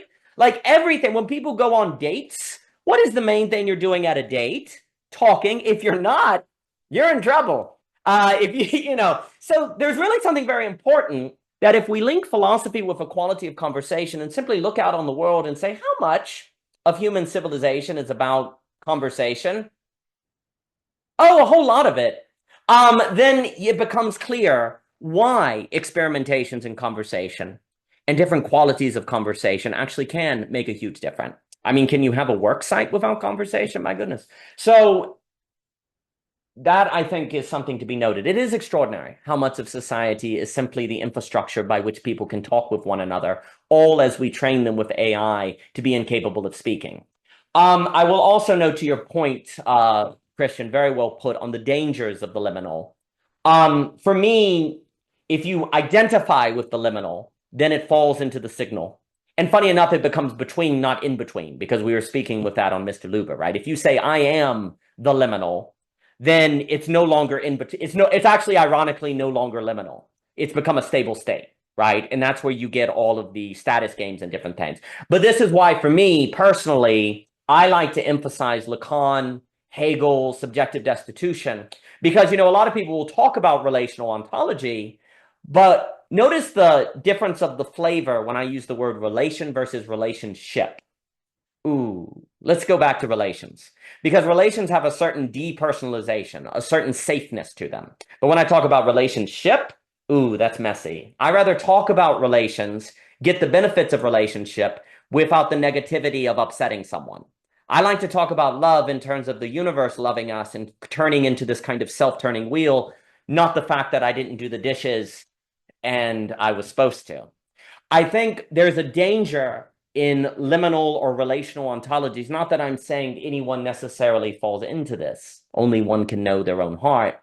But there is a danger in identifying with relations at the expense of relationship. And the truth of relationship that we learn from literature, and I think many of the great thinkers like a Lacan or a Hegel, is that relationships are where you're surprised by your own, well, sin, by your own inability to be patient, by your own short-sightedness, by your own, oh, you thought you were so smart. You're not. And then the reason why that's important is because the only way one can be worthy of relations of love and it not be Lovecraft, as I like to play with Dante. How do you make love not be Lovecraft? Well, Beatrice tells Dante quite clearly, you can't handle my smile yet. You can't handle the glory of relations, because at this point it would reduce you to ash. You must go through more purging. You must go through more healing work. You must go through more work, because if you take on the full glory of the beatific vision before you're worthy of it, it'll actually be hell. God is hell to those of whom aren't ready for God, because God's glory destroys unworthiness. And if you're unworthy, you're destroyed or extremely awkward. That's true. Hey, God, I forgot to take a shower. Oh, okay. That's how Cardinal Newman put it. And so the issue is one must be careful to speak of liminality before one comes to face-to-face realization of the fact that we are not what we are, as Iago says in Shakespeare. We actually are a mystery to ourselves that find ourselves short-tempered when we thought we are not. We find ourselves tempted by narcissism when we thought we were over it. And the day that we think we're done with that struggle and thus can identify with the liminal is precisely when we've locked ourselves inside the inability to correct and thus engage in the fullness of relationships. And this is where I take what you were saying, Christian, of reflection quite important. We must always reflect back on ourselves and be identifying ourselves in between so that we don't end up being the crack in the relation that breaks it apart. Because no one intends, as my grandmother once said, she said, isn't it funny? No one's getting married planning to get a divorce. That blew my mind, because then what in the world? Why do so many people get divorces, right? Because people underestimate themselves and their own struggles of dealing with a real human being. And one must be careful to talk about relations instead of relationships, because I think that can set one up for that unfortunate discovery. But let me pass it to Michael and then Jacob and Dimitri. Michael, it's good to have you, sir. And I love your background. It's beautiful. Star behind me might be distracting to some I people, think but your alas, head having a halo no, is perfect. It's got a halo. It's perfect. yeah, great. I feel like if I overestimate myself a little bit, then I can block it. But no, this has been great. Um, I'm really captivated by Christian's idea, because it feels like the like antithesis of this. It feels like the like evil twin to like yes-anding improv. But but nevertheless, like I feel like it's a really well, because like I think what's being trained and cultivated in a group like this is the ability to, in an anti-debate sense, like really strongman other ideas and see how they converge with your own and see how they build on your own. And yeah, like, picking up threads, stitching tapestries, things like this, that are very antithetical to how most of us communicate. We communicate to straw man, to dunk on, to destroy, to poke fun at, to dismiss, whatever. And this is a very different thing. But I think that structure is also not doing that. But what it's promoting is the free expression of ideas and the kind of building up of courage, to really put forth something, to really just kind of stick your neck out towards something that you want to share about. And I think that's kind of like an exercise in mining your own psyche and your own soul, and not dismissing. Like I just noticed when I started participating in the net and like other things, like the amount of things in my mind that I kind of just discarded as like silly or stupid or like just irrelevant, like it went like way down. But I like weirdly conversely also felt like the things that I was saying, the things that I was offering was also like of higher quality. But like I think it would start with like, oh, there's that this thing that this other person said made me think of, and then you just kind of watch where that goes, and you like watch all the pictures that form, and then it kind of develops into this thing. And I think that's just like a neuroticism killer. Like it's just like, instead of being like, oh my gosh, like, can I say that? Like, will they think I'm dumb? Like, is that worth saying? Like, is everyone just smarter than me? Like, all those things that, we get absorbed with in conversation, like, that just seems to kind of wither away when you have this open forum where not only are you given the freedom to express yourself and to share, but 99.9% of the time it's received well, and people like it helps people see things in a different way. It helps build on their thinking, like, and that just is a reinforcing structure of like, oh, the things that I bring, like I have the value to this space. Like I meaning just everyone here. And like how many of us walk around the world like not getting that on a regular basis, like not getting that reinforcement of someone saying, oh yeah, that thing that you said, like it stuck with me all week. And like it's made me see this thing in a different way. Like that I am actually changed as a result of being in relationship with you. And I think that's where, you talk about relationships ending based on, poor communication. I think there's a lot to that, but I think just what I've observed is like a large part of it is when two people believe that they fully know the other. Like, and you've talked about that before. It's just like that's just like the death of a relationship is when you've like thought you've got someone all figured out. Uh, Um, and it's not just that like that's just like false because we're all inexhaustible founts of like, creation and God, but it's just like what that does to the way you navigate the world is just you start seeing people as objects because you're like, oh, I figured you out.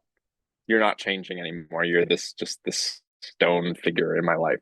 Um, and I think like I was talking about this with Aspasia the other day, and she was talking about how her YouTube channel,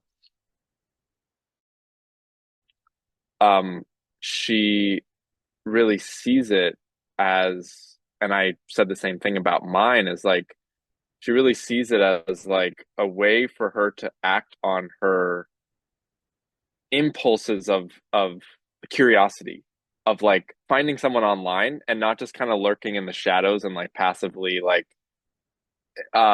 appreciating, but being like, oh, I want to talk to you. And it's like the conversations that come out of that are great and beautiful, but the act of doing that is also instantiating a certain way of being in the world where um you actually follow your own curiosities instead of kind of just noticing them passively, and just kind of letting them come and letting them kind of just pass. um and I think it's this very like thymotic kind of like energy drive of like, hey, I'm actually going to go and place myself in that forum or that room or that conversation or whatever, um because we recognize that we need it to like be human. But anyways, I'll pass it back. Absolutely magnificent. For me, I'll just on that, and then Jacob and Dimitri. The best, the best use of YouTube is not as content creation, although content must be created to have this function. What you're doing is using your channel to communicate your ground to other people per se, or where you're coming from, so that they know you, so you can have more efficient, well, you can just jump right in. You're overcoming what we've talked about before is the introduction problem. All in human history, it has taken freaking forever to get through introductions to get to the flow, right? And if I have 10 people in a room, the problem becomes basically insurmountable because I have to overcome the introduction problem with all 10 of them. Oh, and by the way, all 10 of them have to overcome the introduction problem with one another. So the time use extends into infinity on what would be possible to bring it together. You could basically only do it with local communities and churches meeting every week, or local bands for people with a skill, right? So you have an introduction problem. Well, now we can all get a sense of one another on our time quite effectively, so that when we come into conversation, we already have a sense of where people are coming from, where we can meet them, what they're kind of thinking. So you're accelerating the overcoming of the introduction problem, which has always been the number one inhibitor of human flow, and also field exchange and energy exchange, et cetera, so forth, right? So what you're doing, it's not really, it's almost like other connect. It's not really YouTube. It's more like other two. It's like, it's a Silk Roads. I mean, Vervaeke talks about Silk Roads. When you read the, Peter's book out of Oxford, Quinn, a lot of human history has been a product of these intersection of pathways. And really, yes, what you're doing is you're creating a kind of node, a kind of a stop, a kind of signal of, hey, this is what I do. I'm putting this up, and you have a sense of who the people are, right? And there's a way that it can accelerate relationships because you're overcoming the introduction problem, right? And I think viewing YouTube is very important to see it that way, because then you also escape the content creation burnout, right? Where you're trying to get clicks and you're trying to do all of that different stuff, which then just feeds into perhaps cloud capital or whatever term one wants to use. Before I forget, I was also going to note Christian asked about Jesus and writing down. And I think this is very relevant here because you just said correctly that when you fully know someone in a relationship, they die. Isn't that funny? Because don't you in a relationship want to fully know someone? And yet if you succeed in that undertaking, they're an object.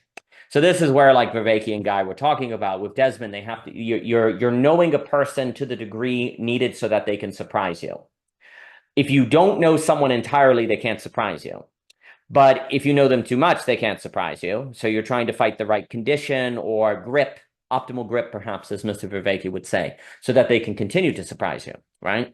Well, so the best goes with thought, so the best goes with books, so the best goes with everything. The best of everything is something that you can hold in a manner that can't squash out its surprise. The best literature is that of which after you're done with, you still think about. Even though you finished The Sound and the Fury by William Faulkner, Caddy is still up in that tree, and you find yourself wondering about her, seeing as he didn't have a section in the book. Faulkner, in his great genius, understood this by having Caddy never having a section, even though she's kind of the main character. You have your Benji, you have your Quentin, you have your Jason, and you have your Dilsey, but they orbit the center. That is not located because Faulkner knew any center that was made present would be one that could not hold, as Yeats said, and then things would fall apart. Mr. Faulkner succeeded in not having his novel fall apart by making the center that of which was not included in the text, and thus a perpetual source of surprise for literary scholars to come. Well, actually, so it goes in relationships, so it goes in thought, so it goes in philosophy, so it goes in all things. To hold them in a manner by which they can continue to surprise you. And I think Jesus suggests, there's a funny thing with Jesus, right? The only time I recall Jesus in books coming up is at the end of John, where it is said, and I suppose if all of the things that Jesus taught were written down, the whole world couldn't contain all of the books, right? Because Jesus, before he ascends, goes on. But then oddly, the times I do recall write this down is say at the end of the book of Revelation, when God is sitting on the throne and he says, write this down, for these words are trustworthy and true. I'm making all things new, which is to suggest that what should be written down is this really weird prophecy thing called the book of Revelation that you have no idea what's going on. So when you write something down, it needs to be very odd. And if it's not very odd, you might want to speak it and simply have a biographical story or account of the person doing the speaking, right? So notice that disposition. You are recording in a manner that leaves open mystery, right? And the best of liminality, of the in-between with the hyphen, is always a testament to the mystery. And it is always writing and recording in a manner to drop the pen before the period, per se. It is recording to the point where the edge is seen. And then, as Buber says, I just go to the window and point. So too, one goes to the edge and marvels. And in that marveling, perhaps inspires people to do the same. I will also say that Christian needs to make that liminal board where everything is centralized and people know everything that's going on. Christian, I'm so glad you volunteered for that. That is magnificent. I know a gentleman, Slowco, maybe, had started something like that. I would certainly benefit. We need that local library board with the text up where things are written. And so, that's what we need, right? So I think it's a beautiful idea. The last thing I will say, and then give it to Jacob and Dimitri, is indeed the net has a design of a certain, for me, I don't know who's coming. I do not know the topic. I do not know how the people who come will interact with one another. It basically forces me to take the plunge. It actually is there's supposed to be a kind of courage element, right? Because you come up, it's time to speak. And the more and more you get into the habit of doing that, the more you actually trust yourself, you trust other people, and you also trust what is possible, even though it is not predicted. There are other conversational formats like the anti-debate of what Christian was saying that will train human beings in other habits that will make them prepared for other conversational situations. Say with a politician who thinks they're stupid, or with a local person that never does philosophy, or with someone in business who thinks there's no money in it. One will be able, thanks to the liminal web, to have different spaces that go into with different rule sets of how the conversation is done that will habituate them to different capacities for different relational contexts. And that will be very powerful. because we have not had, well, that sort of dojo, if you will, for conversational skills for different situations that have been given to people in their immediacy on their laptop. If you maybe were around a university, you could get lucky, but how many universities taught that? They were too busy just, say, teaching the subject material, right? Well, YouTube allows you to get world-class lectures on take your pick when you can, as you do the laundry. And it also allows there to be the creation of different spaces for different conversational technologies that will habituate people to different capacities, that will make them prepared for different encounters with different people, of whom having those skills in great variety will prove advantageous, because you never know how the person is going to talk before they open their mouth, of whom you just met. And so having those different skills will be very advantageous. But certainly for me, I guess I was always inspired by my beloved Bernard Hankins' work with Hip Hop Cypher, Off the Dome, hip hop. We did a lot of work with Cypher Tank.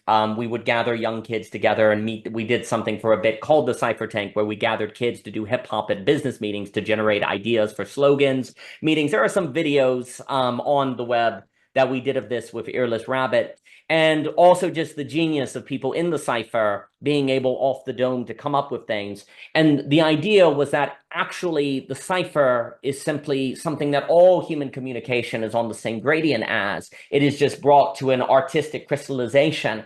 But what if you actually created conversational formats, notably in philosophy, that were tapping into that hip hop spirit to bring out the fullness of thought? Because I do think that philosophy is best as a kind of hip-hop enterprise. It is best as a sort of cipher. It is best as a sort of musicality. And philosophy, when it was separated from the marketplace of a Socrates or a Plato or the dialogues of Hume and Smith around the table, when it lost its hip-hop, it lost its hop and it fell flat. And so I think today we're trying to bring it back. And I think the music is worth listening to. But let me pass it to Mr. Jacob Kishere and Dimitri. But my beloved Bernard Hankins, he also has quite a few talks on his different ideas.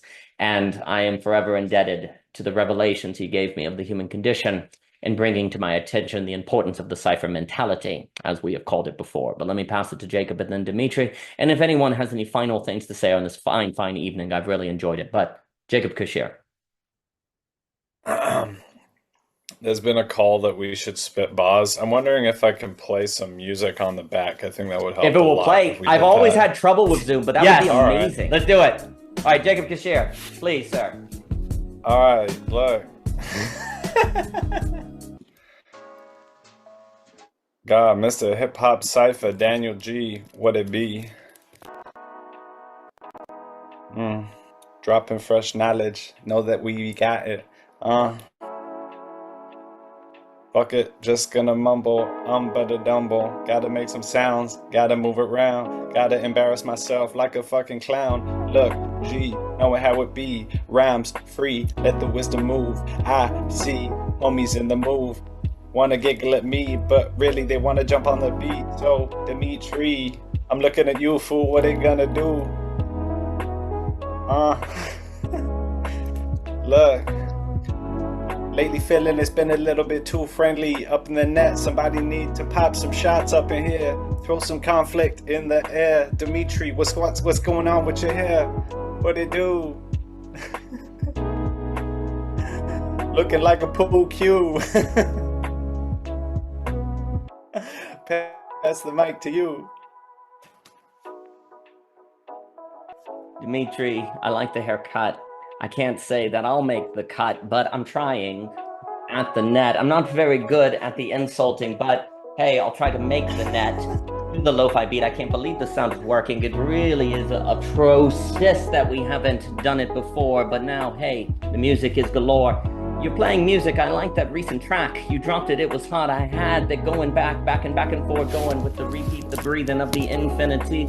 It really made me free. And Dimitri, you're free to come in, no pressure, but we've implied it on record. And so if you bring it, it would be really great. I would appreciate it. But hey, you're great because your tracks are hot. I hope everyone listens because they hit the spot of where you need to listen and find and hear one another, because that's why we're here, to hear one another. We go through life and we're thinking we hear, but really we're just listening. Guy is always saying that we tend to hear but not listen, so we're trying, but that requires to catch up the threads. to thread them right, to make a rug of everything that's said so we can walk across on this confusing world, fragments breaking everywhere, but we hold it together. The tone is breaking, but there it is. It came right back. When you thought that you lost it, you're caught. Like the conversations are best when you're caught in the hands and you're folded with friends. Like one you all here, we're here with you. And you see, every Thursday we gather together to try to replicate time together, Mr. Dillard, in the beat. Big T, Rustburg, when I was, I guess, 8, eating. I had a lot of sausage and now not so much because I'm allergic. And I hope what I'm saying is not something to which you're allergic like I am beef, because got the tick bite, small little bite, made a big difference. But you see, we're trying, that's what we're doing here. Small bites, small tries, small words, small efforts, small steps. That you do together, small step 1, 2, 3, 4, 5, 6, 134. Do it every week. Compound, not the same as a list.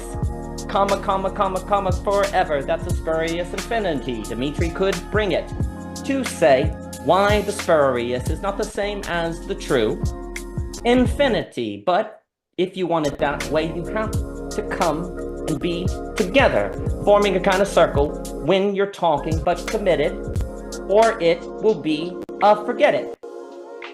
But to remember, to keep it alive, we try to always touch on the divine, not divide, and that requires us to be here. So thank you all.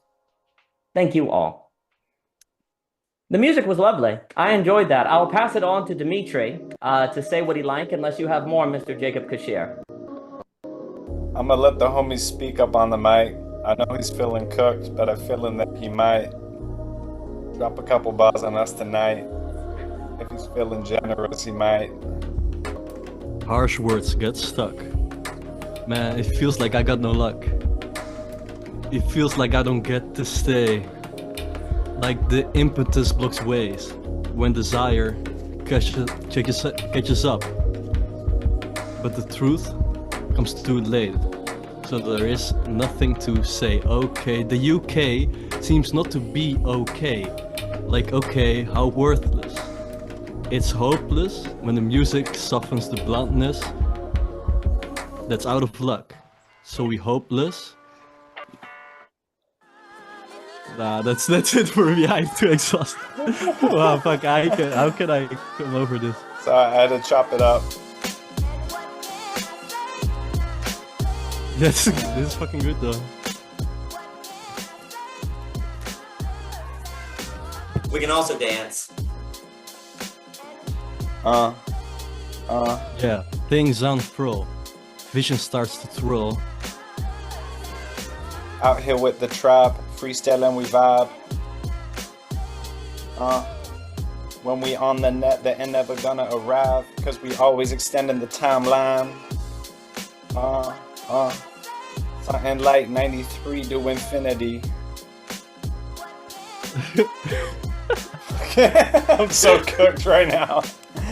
This is my third dialogue of the day. I gotta say, I'm fucking cooked. I'm like a old phone book filled with words, no grammatical rhyme, nothing to cohere, nothing to put them in time. I'm just prepping for my flight, trying to get my life in line. Well, if you're cooked, we're very hooked. Fish, you're spreading it out like Jesus on the Mount. Have lots to eat. Been very nutritious on the night. So it's fine that you're cooked for all. You've been cooking it up. So it's been a brawl between bad ideas and good bringing out. We've had the chance to nourish, so thank you for that. So Jacob Kishere, Sense Space, bringing it. Resident Wisdom, Healing 2025. Hope all enjoy, all come and enjoy, because need healing or it's hard to have joy. And Dimitri, something just fell, disinfectant wipe on the ground, and it dispels all the dirt on the shelf, but we don't have that here because the YouTube don't have much dirt out in here. So Dimitri, reading group, starting real soon. Love your handbook and go, gonna do it real soon. Terrence is also teaching Philosophy Portal, bringing together the line of light that would have never thought to come together. Deleuze, Zach, who would have thought could bring all them together? Like the net, different people never know, come together, then you make it all have a good bed of a time, because it always pays off and it always makes it rhyme. And I've enjoyed this together, friends. Thank you so much. I will run. I suppose it is time for dinner. Jacob, Kishere, thank you. Dimitri, thank you. Unless anyone has any final things, I've enjoyed it. Thank you, Jacob, Kishere. I love the music. I love lo-fi. It's completely wonderful. Thank you. Thank you.